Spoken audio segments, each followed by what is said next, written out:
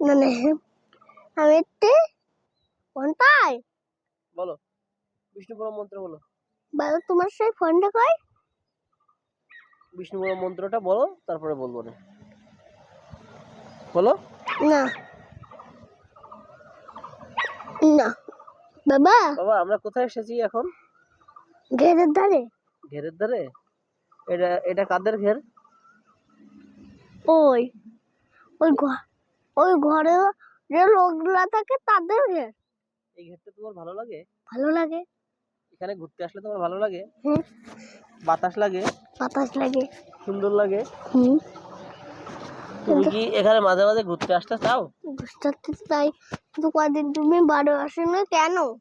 আমি তো চাকরি করি ঢাকায়। আমি চাকরি করে বাড়ি টাকা দিই, তাই তো তোমরা সুন্দর সুন্দর খেতে পারো, স্কুলে যেতে পারো, ভালো স্কুলে জামা কাপড় পরতে পারো ভালো ভালো। ঠিক আছে?